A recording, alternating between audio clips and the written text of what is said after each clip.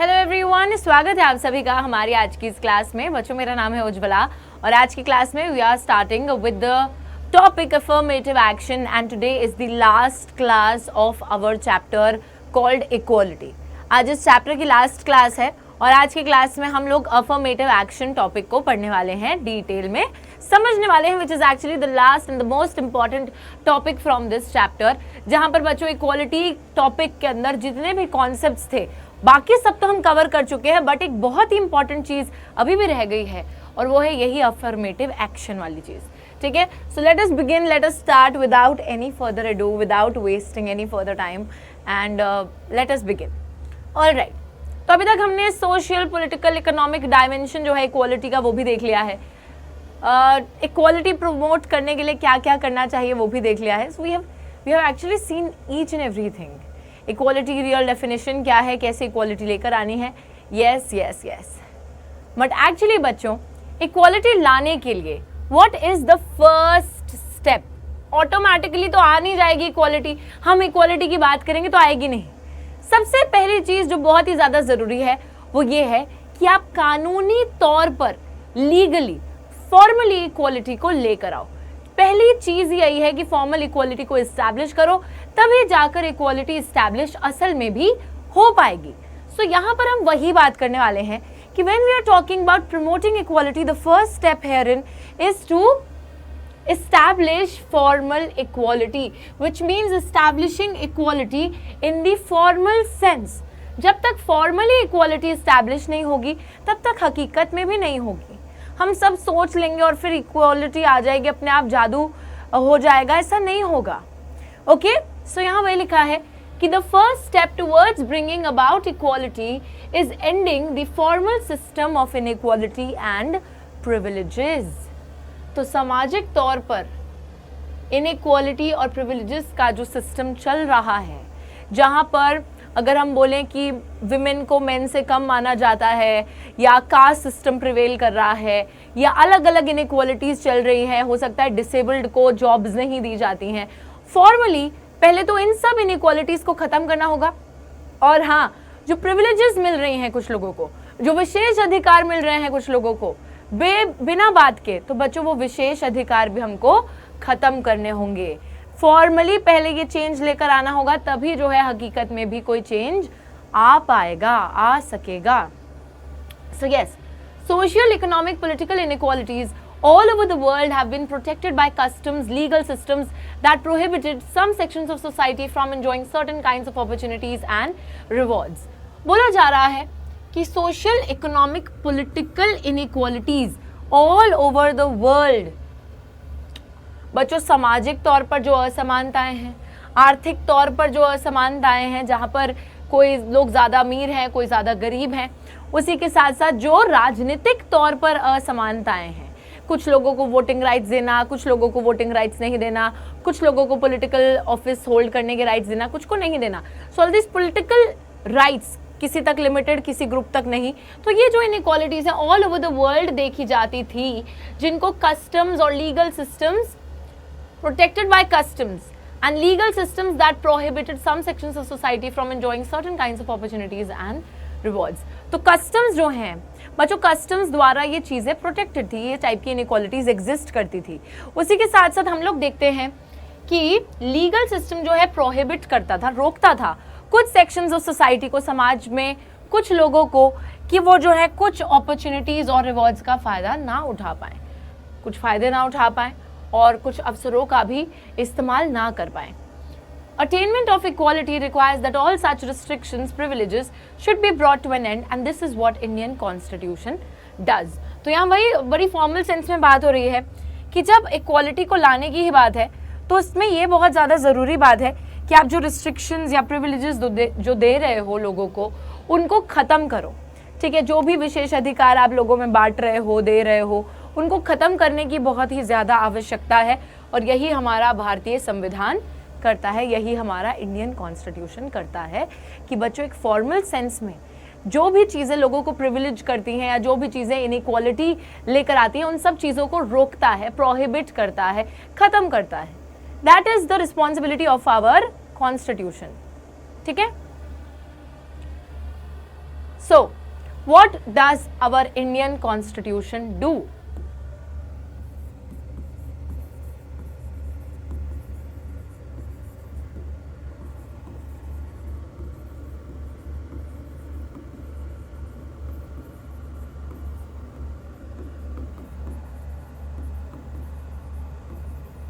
क्या करता है हमारा भारतीय संविधान? सबसे पहली चीज जो भारतीय संविधान करता है वो ये है कि बच्चों कोई भी भेदभाव, कोई भी डिस्क्रिमिनेशन, चाहे वो रिलीजन, धार्मिक बेसिस पे हो, चाहे वो आपकी नस्ल, आपके रंग के बेसिस पे हो, रंग रूप, कास्ट, जाति के बेसिस पर हो, या फिर सेक्स के बेसिस पर हो, फीमेल सेक्स, मेल सेक्स, या फिर प्लेस ऑफ बर्थ, कि आपका जन्म कहाँ हुआ है, जो भी असमानताएं इन सब ग्राउंड्स पे की जाएंगी उनको रोका जाता है कॉन्स्टिट्यूशन द्वारा, कि एज सच ऐसा कोई भी डिस्क्रिमिनेशन नहीं होगा। And this right falls under the right to equality, जो कि आर्टिकल 14 से लेकर आर्टिकल 18 तक हमारे संविधान में दिया है। इंडियन कॉन्स्टिट्यूशन जो है बच्चों, इसी के तहत राइट टू इक्वालिटी में ही एक आर्टिकल है जो कि बैन करता है अनटचेबिलिटी को। बच्चों, भारत के अंदर बहुत समय पहले से एक प्रथा चलती हुई आती थी और वो थी अछूत, कुछ लोगों को अछूत समझने की प्रथा। जब आप क्या करते थे, आप लोअर कास्ट को इस तरीके से ट्रीट करते थे, इस तरीके से उनके साथ व्यवहार करते थे कि वो अछूत हैं, उनके टच से कोई भी चीज़ इम्प्योर हो जाएगी, उनको अगर हमने देख लिया तो हमारी मतलब हम इम्प्योर हो जाएंगे। So that was a very very we can say harsh practice, a very harsh kind of mentality and thinking that used to prevail. But अब उस अछूत वाली प्रथा को, उस अछूत वाली चीज़ को ख़त्म कर दिया गया है, उस प्रैक्टिस को ही ख़त्म कर दिया गया है। Most modern constitutions, democratic governments have formally accepted the principle of equality and incorporated as an identical treatment by law to all citizens without any regard to their caste, race, religion or gender. तो यहाँ बोला जा रहा है जितनी भी modern constitutions हैं और जो भी डेमोक्रेसीज हैं, उन्होंने फॉर्मली एक्सेप्ट कर लिया है इक्वालिटी के प्रिंसिपल को। इक्वालिटी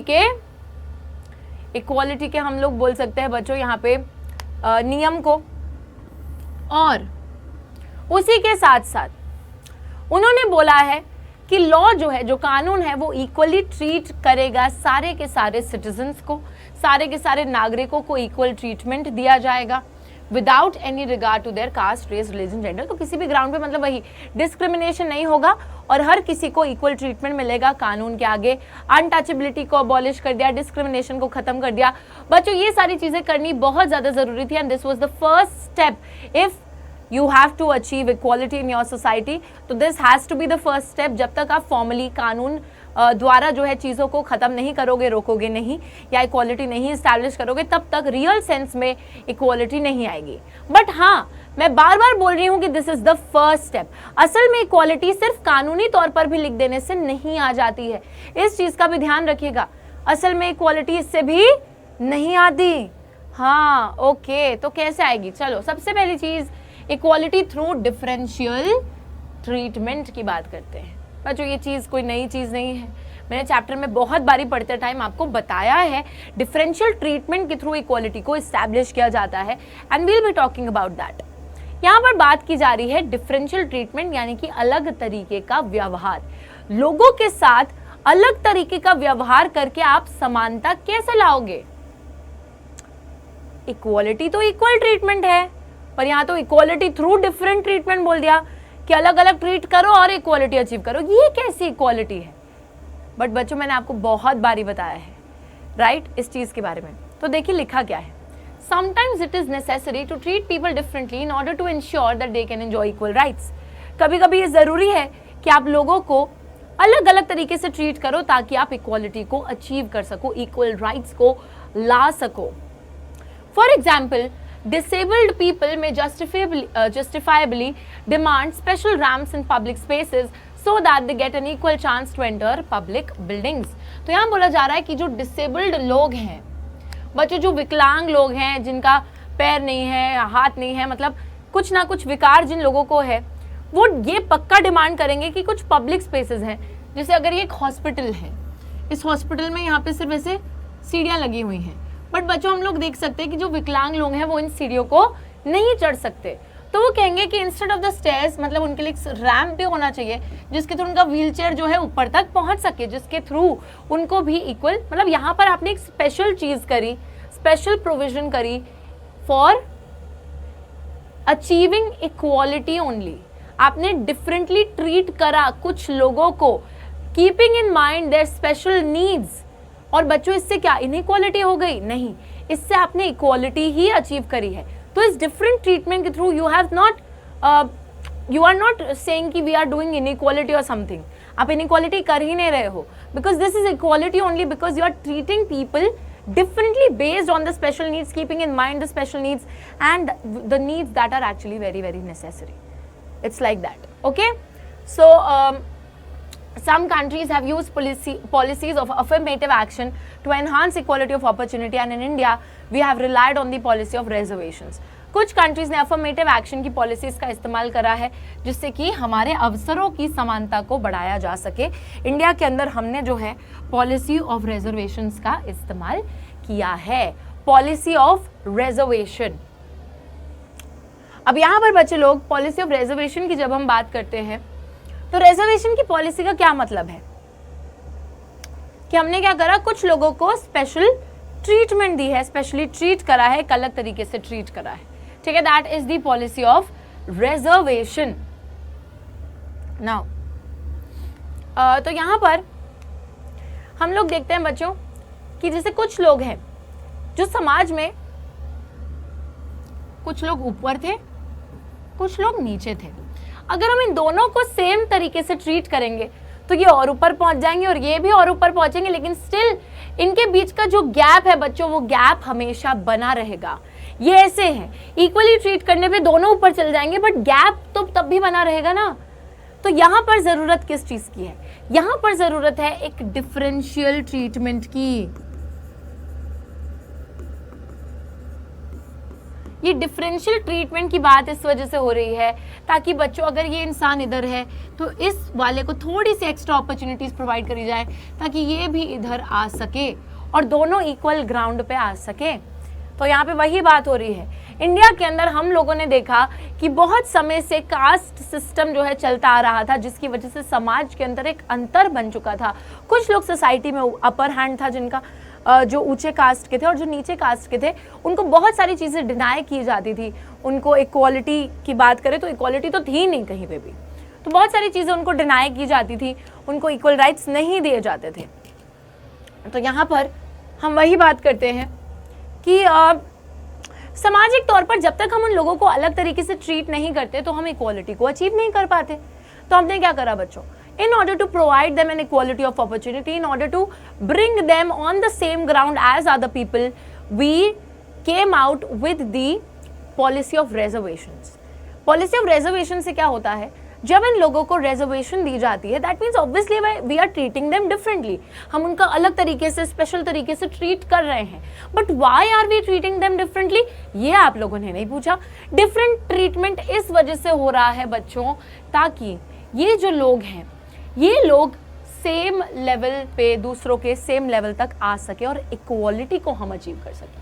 अभी ये नीचे हैं, इससे जो है ये ऊपर आ पाएंगे और सेम लेवल पे, जो दूसरे तो ऑलरेडी ऊपर है ना, तो सेम लेवल पे उनको लाने के लिए हमने ये चीज़ करी। लेकिन तो चलो ठीक है, अभी वो वाली जो मैं बात करने वाली थी अभी वो मैं थोड़ा बाद में करूँगी। एंड बच्चों इसी चीज़ को, इसी डिफरेंशियल ट्रीटमेंट को बोला जाता है अफर्मेटिव एक्शन। तो हमारी गवर्नमेंट ने रियलाइज़ करा कि सामाजिक तौर पर there are a few people जो कि बाकी लोगों से निचले स्तर पे हैं, निचले स्तर पे हैं। तो इस वजह से उन लोगों को ऊंचे स्तर पे लाने के लिए और दूसरों का मुकाबला करने के लिए हमें जो है थोड़ी सी स्पेशल राइट्स इन लोगों को देने की ज़रूरत है। And that government policy is known as the affirmative action, the policy wherein the government provide certain special facilities like reservations to the people who actually require it, keeping in mind their special needs. Alright, तो यहाँ पर आप लोग देखिए affirmative action किस idea पे बना है। It is based on the idea that it is not sufficient to establish formal equality by law. सिर्फ कानूनी तौर पर ये लिख देने से कि कोई भेदभाव नहीं होगा, सब बराबर है, कानून के आगे सब बराबर है, इक्वालिटी नहीं आएगी। उसको असल में इन रियलिटी कैसे हम लेकर आएंगे? हमने बच्चों थ्योरेटिकली तो कोई चीज़ कर दी है, पर प्रैक्टिकलिटी कैसे हो पाएगी उस चीज़ की? थ्योरी में तो लिख दिया, बोल दिया, तो प्रैक्टिकली हमको अफर्मेटिव एक्शन को लाना पड़ेगा। Affirmative action can take many forms, अलग अलग रूप धारण कर सकता है अफर्मेटिव एक्शन। कैसे अलग अलग रूप? From preferential spending on facilities for disadvantaged communities such as scholarships, hostels, to special consideration for admission to educational institutions and jobs। तो बच्चों, जो disadvantaged communities हैं, यानी कि वो समुदाय जो आज तक निचले स्तर पे थे, जिनके साथ अलग मतलब गलत तरीके का व्यवहार किया जाता था, जिनको उतनी एडवांटेज नहीं मिलती थी जितनी बाकी लोगों को मिलती थी, तो उनके लिए कुछ स्पेशल फैसिलिटीज करने के लिए ज़्यादा पैसे खर्चे जाएंगे, स्पेंड करा जाएगा, उनको स्कॉलरशिप्स प्रोवाइड करे जाएंगे, उनको हॉस्टल्स प्रोवाइड करे जाएंगे, एंड उनको जो है एडमिशन्स प्रोवाइड करे जाएंगे जॉब्स में, एजुकेशनल इंस्टीट्यूशंस में। So all of this is actually referring to some preferential treatment for the people who have been disadvantaged in our society from a very long time. In our country, we have adopted a policy of quotas, reserved seats in education and jobs to provide equality of opportunity to deprived groups. This has been the subject of considerable debate and disagreement. हमने अपने देश के अंदर बच्चों disadvantaged communities के लिए quotas और reservation provide करी है, और actually ये चीज़ बहुत ज़्यादा debatable है। बहुत सारे लोग disagree भी करते हैं कि ये क्यों है। Obviously डिसएग्रीमेंट भी जस्टिफाइड है, अभी बताऊंगी कि क्यों जस्टिफाइड है, बट हाँ, there are a lot of people who actually disagree on this. बच्चों, आप लोग मुझे अपने जरूर थॉट्स बताइएगा कि what do you think about reservations? Is it okay? Are reservations justified? या जब आई थी तब जस्टिफाइड थी, अब जस्टिफाइड नहीं है, या फिर नहीं, बिल्कुल भी जस्टिफाइड नहीं है?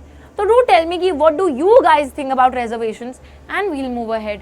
कोटाज और रिजर्वेशन आप सभी को पता है, जैसे होता क्या है, जैसे दिल्ली यूनिवर्सिटी के अंदर भी मैं आपको बताती हूँ, जब मैंने भी एडमिशन लिया था तो उस टाइम पे I belong to the general category. There are also other categories जैसे कि ओबीसीज, एससीज, एसटीज, है ना, जो हमारे समाज में बहुत टाइम तक जिनको डिस्क्रिमिनेशन झेलनी पड़ी थी।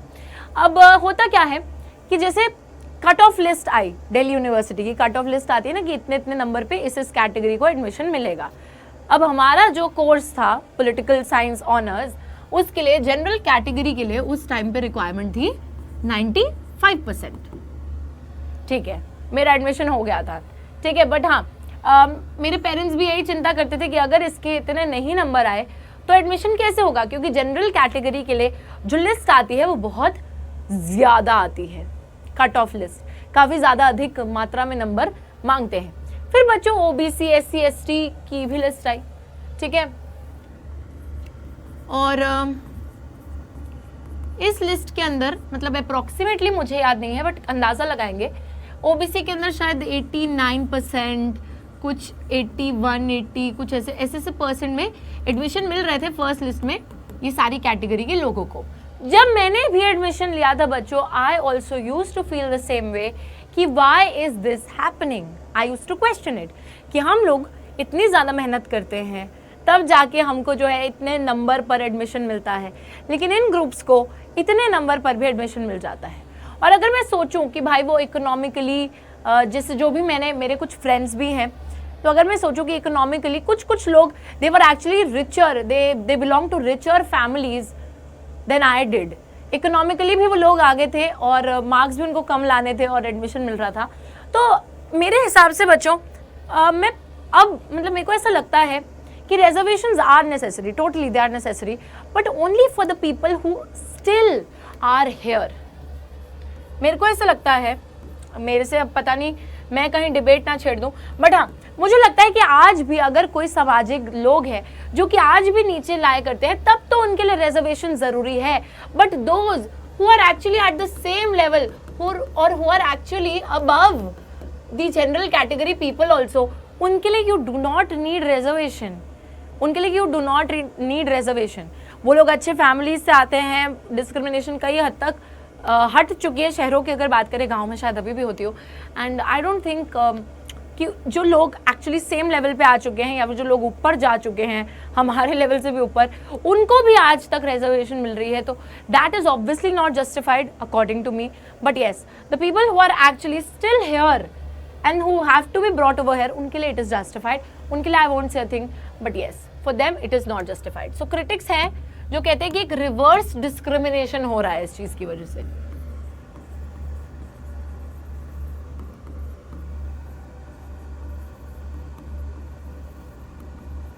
रिवर्स डिस्क्रिमिनेशन से मतलब है कि पहले तो डिस्क्रिमिनेशन हो रहा था, कास्ट बेस्ड डिस्क्रिमिनेशन, जिसकी वजह से रिजर्वेशन की नीड इमर्ज होती है, रप्ट होती है.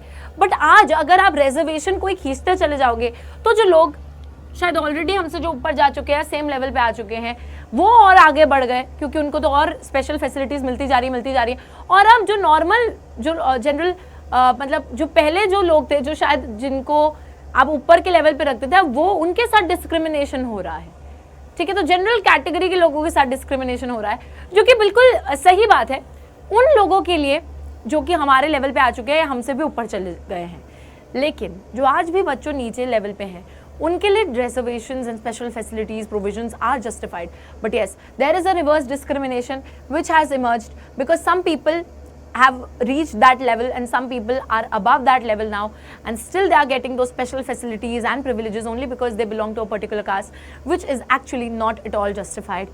According to me also, I do agree, and according to people also. So in the context of this debate, it is relevant to draw a distinction between equality as a guiding principle of state policy and equal rights of individuals. यहाँ पर एक distinction करने की बहुत ज़्यादा ज़रूरत है कि इक्वालिटी जो है हमारे स्टेट को ड्राइव कर रहा है, हमारी गवर्नमेंट जो है इक्वालिटी के प्रिंसिपल पे चल रही है, और दूसरी चीज़ है कि इंडिविजुअल्स को इक्वली ट्रीट किया जाए. पॉजिटिव डिस्क्रिमिनेशन है ना, ये लोग इसको पॉजिटिव डिस्क्रिमिनेशन बोलते हैं कि आप एक डिस्क्रिमिनेशन कर रहे हो बट एक अच्छे कॉज के लिए कर रहे हो, जिससे कि इक्वालिटी स्टैब्लिश हो रही है. उसके कुछ क्रिटिक्स हैं जो यही बात करते हैं रिवर्स डिस्क्रिमिनेशन की. तो उसकी जो आलोचना करने वाले लोग हैं वो कहते हैं कि प्रोविजन ऑफ रिजर्वेशन और quotas for the deprived in admissions for higher education or jobs is unfair as it is arbitrary, denies other sections of society their right to equal treatment. तो वही वो बोल रहे हैं कि दूसरे सेक्शंस को भी इक्वली ट्रीट नहीं किया जा रहा है, बिकॉज कहीं ना कहीं कुछ लोग ऐसे हैं उस ग्रुप के, उस कास्ट के, जो कि ऊपर जा चुके हैं और फिर उनको और स्पेशल प्रिविलेज मिल रही है, और ऊपर जाए जा रहे हैं. और अब जो लोग आप पहले ही इक्वल ग्राउंड पे मान रहे थे, वो वहीं नीचे रह गए हैं और दूसरे ऊपर जा चुके हैं. Special assistance in the form of affirmative action is expected to be a temporary or a time-bound measure. Yes, बच्चों, this is very very important to actually see. देखिए, हमने जो है इंडिपेंडेंस के टाइम पर ये सारी चीज़ें दी बिकॉज इस टाइम पर जो डिस्टिंक्शन था वो काफ़ी ज़्यादा था, जो डिफरेंस था वो काफ़ी ज़्यादा था. But yes, it is a time bound thing. ऐसा नहीं है कि लाइफ लॉन्ग वो चीज़ चलती रही, बिकॉज वी वॉन्ट कि at some point that discrimination would end. जो समाज में डिस्क्रिमिनेशन हुआ करता था आज बहुत हद तक खत्म हो चुका है, और हम यही सोचते हैं कि कुछ टाइम में वो चीज़ खत्म हो जाएगी, और उसकी वजह से जो स्पेशल प्रोविजन मिली थी वो भी एक टाइम के बाद खत्म होनी चाहिए. तो ये एक टाइम बाउंड मेजर ही था, एक टेम्पररी चीज़ ही थी. But if it will be extended तो फिर भाई लोगों को तो बुरा लगेगा ही. ये एक टाइम बाउंड चीज़ थी. आप लोगों ने देखा है, जैसे अभी भी एक रिसेंट एक डिबेट चल रही है, हमारी जो प्रेसिडेंट बनी है द्रौपदी जी, है ना. तो द्रौपदी जी जो है वो एक ट्राइबल ग्रुप को बिलोंग करती हैं, एंड ऐसा मतलब लोग डिबेट कर रहे हैं कि now that a president belongs to that tribal group, तो अब जो है वो रिजर्वेशन वाली चीज़ ख़त्म हो जानी चाहिए, बिकॉज अब कोई इनइक्वालिटी नहीं देखने को मिल रही है ना, because she has already attend that level. देश की president, head of the state बन चुकी हैं वो. तो बहुत डिबेट्स है जो ऐसी आती रहेंगी. कुछ क्रिटिक्स हैं, लेकिन जो लोग हैं वो कहते हैं नहीं, कुछ लोग कहते हैं नहीं, ख़त्म नहीं करना है क्योंकि अभी भी डिस्टिंक्शन है. सो क्रिटिक्स जो है ये बोलते हैं ओके. तो ये तो सेम ही चीज़ लिखी हुई है बच्चों. Individuals have a right to equal consideration for admission to educational institutions and public sector employment. Individuals के पास एक अधिकार है कि उनको जो एडमिशन के लिए एजुकेशनल इंस्टीट्यूशंस में या फिर गवर्नमेंट जो जॉब्स होंगी वहाँ पर एक इक्वल कंसिडरेशन मिले. Members of excluded groups, whether they are Dalits, women or any other category, deserve and need some special help. To provide this, the state must devise social policies which would help to make such people equal and give them a fair chance to compete with others. तो यहाँ पे बहुत सारे disadvantaged groups हैं, जैसे कि महिलाएं हैं, हमारे ट्राइबल्स हैं, और बच्चों के ये जो ग्रुप्स हैं ये हमेशा यही मतलब ऑब्वियस सी बात है कि कहीं ना कहीं समाज में आज भी नीचे हैं. उतना नहीं डिस्क्रिमिनेशन है बट हाँ है. तो कहीं ना कहीं तो इन ग्रुप्स को स्पेशल प्रोविजंस चाहिए गवर्नमेंट द्वारा। जाहिर सी बात है बच्चों कि कुछ लोग उन स्पेशल प्रोविजंस का मिसयूज कर रहे हैं which actually do not need them, but yes there are several others जिनकी वजह से हम चुप रहते हैं, जिनको एक्चुअली वो चीज़ मिलनी चाहिए, जिनको एक्चुअली वो स्पेशल प्रोविजंस मिलने चाहिए और वो स्पेशल राइट्स मिलने चाहिए, ताकि वो जो है दूसरों के साथ compete कर सके, इक्वल ग्राउंड पे आ सके। एजुकेशन और हेल्थ केयर इंडिया के अंदर फार और less for its deprived population than what is there due. हम देख रहे हैं कि इंडिया के अंदर जो एजुकेशन और हेल्थ केयर की अगर हम बात करते हैं, उसने जो समाज में जो डिप्राइव लोग हैं, जो निचले वर्ग के लोग हैं, उनके लिए इतना ज़्यादा कुछ नहीं किया है। Social economic inequalities of this kind hinder the pursuit of equal opportunities. The policies that we choose would have to be justified in terms of their success in making the society more egalitarian and fair to all. And on the issue of equality, a distinction must also be made between treating everyone in an identical manner and treating everyone as equal. तो अगर सामाजिक और आर्थिक तौर में असमानताएं रहेंगी तो उससे जाहिर सी बात है बच्चों की इक्वल अपॉर्चुनिटी सभी लोगों को नहीं मिल पाएगी। तो पॉलिसीज जो हम चूज करते हैं, जिससे कि हम स्पेशल प्रोविजंस प्रोवाइड करते हैं, उनको दिखाना पड़ेगा कि हाँ ये जस्टिफाइड है, ये न्यायपूर्वक है, कि वो जो है हमारी सोसाइटी को इगैलिटेरियन बना रही हैं और फेयर बना रही हैं सभी के लिए। तो जस्टिफिकेशन यहाँ पे ज़रूरी है। उसी के साथ साथ इक्वालिटी के इशू पर ही एक डिस्टिंक्शन जो है ये इस बात का भी होना चाहिए कि लोगों को एक सेम मैनर में आप ट्रीट कर रहे हो या फिर हर किसी को एक बराबर मैनर में आप ट्रीट कर रहे हो। Differential special treatment may be considered to realize the goal of equality, but it requires justification and careful reflection. बच्चों यहाँ पर बहुत सिंपल सी बात है कि आप लोगों को एक आइडेंटिकली ट्रीट कर रहे हो, बराबर रूप में ट्रीट कर रहे हो या फिर इक्वल ट्रीट कर रहे हो, उसमें एक डिफरेंस है। अगर आप सबको बराबर ट्रीट करोगे तो वो जस्टिफाइड नहीं है, बिकॉज वहाँ पे समाज में जाहिर सी बात है कि कुछ ऐसे लोग हैं जो सामाजिक, आर्थिक और राजनीतिक तौर पे एक दूसरे से अलग हैं। कुछ लोगों को एक स्पेशल ट्रीटमेंट चाहिए ही चाहिए। So it is important that you treat people equally, और उसके लिए आपको अगर कोई स्पेशल प्रोविजन किसी पर्टिकुलर ग्रुप के लिए करना पड़ता है तो वो करोगे, लेकिन उसको जस्टिफाई करोगे सबसे पहले कि क्यों कर रहे हो। 19th सेंचुरी में अगर हम महिलाओं की बात करें बच्चों, उन्होंने भी बहुत से इक्वल राइट्स के लिए स्ट्रगल करा है, संघर्ष करा है। They demanded, for instance, the right to vote, the right to receive degrees in colleges, universities, the right to work, that is the same rights as men in their society. महिलाओं को बहुत time तक rights से वंचित रखा जाता था, समाज में नीचा माना जाता था। तो बच्चों महिलाओं ने भी अपनी आवाज़ उठाई और उन्होंने through out the 19th century बात करी कि हमको all over the world actually, not only in India, कि उनको जो है वोटिंग राइट मिलना चाहिए, उनको कॉलेजेस में एडमिशन, यूनिवर्सिटीज़ में एडमिशन, काम करने का अधिकार मिलना चाहिए। और कुछ पेरेंट्स रोकते हैं लेकिन कंपलसरी कर देनी चाहिए वो चीज़, ठीक है।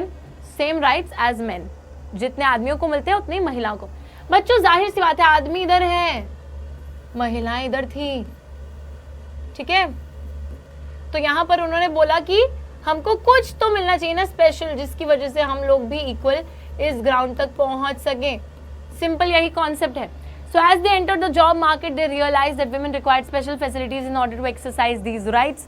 जॉब मार्केट में जब वो आते हैं तो उनको लगता है कि महिलाओं को यहाँ पर भी कुछ स्पेशल फैसिलिटीज़ चाहिए ताकि उनको इक्वल राइट्स मिल पाए। डिफरेंशियल ट्रीटमेंट जस्टिफाइड तभी हो पाएगा जब आप एक जस्ट और इगैलिटेरियन सोसाइटी के लिए उस डिफरेंशियल ट्रीटमेंट को कर रहे हो, तभी वो जस्टिफाइड है, तभी वो सही है। कि आप अलग अलग ट्रीट तब कर रहे हो जब आप समाज में इक्वालिटी लाना चाहते हो, उसके अलावा it is not justified. Simple सी बात है बच्चों अफर्मेटिव एक्शन की, कि इट इज सेइंग कि समाज के अंदर डिफरेंशियल ट्रीटमेंट इज जरूरी। स्टेट भी डिफरेंशियल ट्रीटमेंट इस वजह से करता है ताकि वो एक समान समाज बना सके, समानता जो है समाज में ला सके, कि इगैलिटेरियन सोसाइटी बना सके। बिकॉज समाज के अंदर कुछ ऐसे ग्रुप्स हैं जो बहुत समय तक प्रताड़ित हुए हैं, जो बहुत समय तक जिन्होंने बहुत सहा है, बहुत समय तक जिन्होंने इनइक्वालिटी सही है, डिस्क्रिमिनेशन सहा है, and they are somewhere below, and in order to bring them up, in order to get them to the same level as others, equal ground के लिए they need some special provisions, and that is what the idea behind this is. I hope it is clear, and this chapter is complete from my side. I will see you all in the next class with a new chapter. तब तक के लिए take care, have a good day and bye bye.